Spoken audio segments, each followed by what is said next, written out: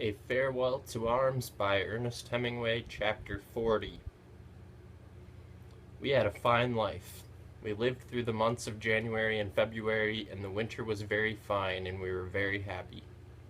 There had been short thaws when the wind blew warm and the snow softened, and the air felt like spring, but always the clear, hard cold had come again, and the winter had returned.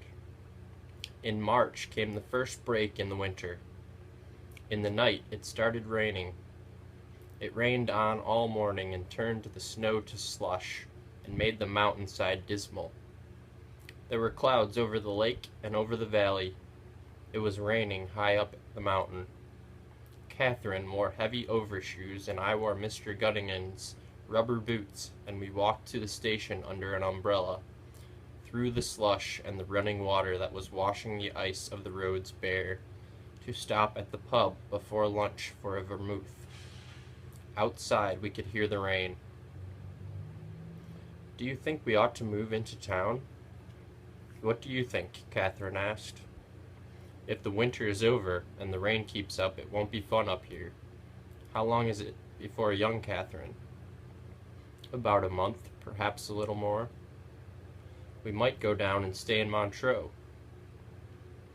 "Why don't we go to Lausanne? That's where the hospital is." "All right, but I thought maybe that was too big a town." "We can be as much alone in a bigger town, and Lausanne might be nice." "When should we go?" "I don't care. Whenever you want, darling. I don't want to leave here if you don't want." "Let's see how the weather turns out." It rained for 3 days. The snow was all gone now on the mountainside below the station. The road was a torrent of muddy snow water. It was too wet and slushy to go out. On the morning of the third day of rain, we decided to go down into town. "That is all right, Mr. Henry," Gunningan said. "You do not have to give me any notice. I did not think you would want to stay now the bad weather is come." "We have to be near the hospital anyway on account of Madame," I said. "I understand," he said. "Will you come back sometime and stay with the little one?" "Yes, if you would have room." "In the spring, when it is nice, you could come and enjoy it. We could put the little one and the nurse in the big room that is closed now, and you and Madame could have your same room looking out over the lake." "I'll write about coming," I said. We packed and left on the train that went down after lunch. Mr. and Mrs. Gunningan came down to the station with us, and he hauled our baggage down on a sled through the slush. They stood beside the station in the rain, waving goodbye. "They were very sweet," Catherine said. "They were fine to us." We took the train to Lausanne from Montreux. Looking out the window toward where we had lived, you could not see the mountains for the clouds. The train stopped in Vevey, then went on, passing the lake on one side and on the other the wet brown fields and the bare woods and the wet houses. We came into Lausanne and went into a medium-sized hotel to stay. It was still raining as we drove through the streets and into the carriage entrance of the hotel. The concierge, with brass keys on his lapels, the elevator, the carpets on the floors, and the white wash bowls and shining fixtures, the brass bed and the big comfortable bedroom, all seemed very great luxury after the Gunningans. The windows of the room looked out on a wet garden with a wall topped by an iron fence.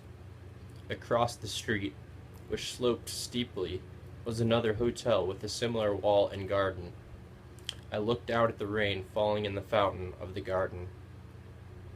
Catherine turned on all the lights and commenced unpacking. I ordered a whiskey and soda and lay on the bed and read the papers. The papers I had bought at the station. It was March 1918, and the German offensive had started in France. I drank the whiskey and soda and read while Catherine unpacked and moved around the room. "You know what I have to get, darling," she said. "What?" "Baby clothes. There aren't many people reach my time without baby things. You can buy them. I know. That's what I'll do tomorrow. I'll find out what is necessary. You ought to know. You were a nurse. But so few of the soldiers had babies in the hospitals. I did. She hit me with the pillow and spilled the whiskey and soda. I'll order you another, she said. I'm sorry I spilled it. There wasn't much left. Come on over to the bed. No. I have to try and make this room look like something. Like what? Like our home.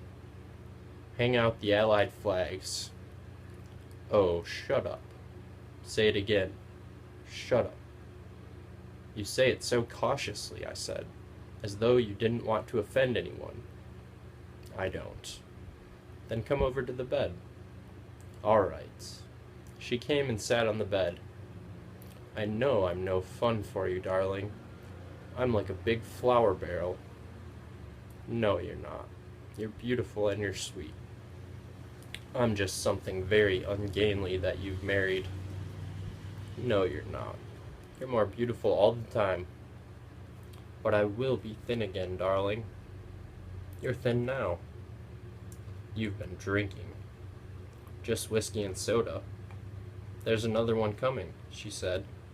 And then, should we order dinner up here? That will be good. Then we won't go out, will we? We'll just stay in tonight. And play, I said. I'll drink some wine, Catherine said. It won't hurt me. Maybe we can get some of our old white Capri. I know we can, I said. They'll have Italian wines at a hotel this size. The waiter knocked at the door. He brought the whiskey in a glass with ice, and beside the glass on a tray a small bottle of soda. Thank you, I said. Put it down there. Will you please have dinner for two brought up here and 2 bottles of dry white Capri and ice? Do you wish to commence your dinner with soup? Do you want soup, Cat? Please. Bring soup for 1. Thank you, sir. He went out and shut the door. I went back to the papers and the war in the papers and poured the soda slowly over the ice into the whiskey. I would have to tell them not to put ice in the whiskey. Let them bring the ice separately. That way, you could tell how much whiskey there was, and it would not suddenly be too thin from the soda. I would get a bottle of whiskey and have them bring ice and soda. That was the sensible way. Good whiskey was very pleasant. It was one of the pleasant parts of life. What are you thinking, darling? About whiskey. What about whiskey? About how nice it is. Catherine made a face. All right, she said. We stayed at that hotel 3 weeks. It was not bad. The dining room was usually empty, and very often we ate in our room at night. We walked in the town and took the cogwheel train down to Ouchy and walked beside the lake. The weather became quite warm, and it was like spring. We wished we were back in the mountains, but the spring weather lasted only a few days, and then the cold rawness of the breaking up of winter came again. Catherine bought the things she needed for the baby, up in the town. I went to a gymnasium in the arcade to box for exercise. I usually went up there in the morning while Catherine stayed late in bed. On the days of fall spring, it was very nice, after boxing and taking a shower, to walk along the streets smelling the spring in the air and stop at a cafe to sit and watch the people and read the paper and drink a vermouth. Then go down to the hotel and have lunch with Catherine. The professor at the boxing gymnasium wore mustaches and was very precise and jerky, and went all to pieces if you started after him. But it was pleasant in the gym.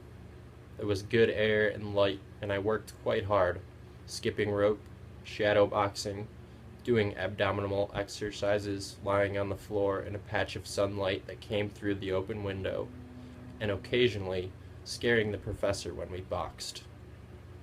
I could not shadow box in front of the narrow long mirror at first because it looked so strange to see a man with a beard boxing.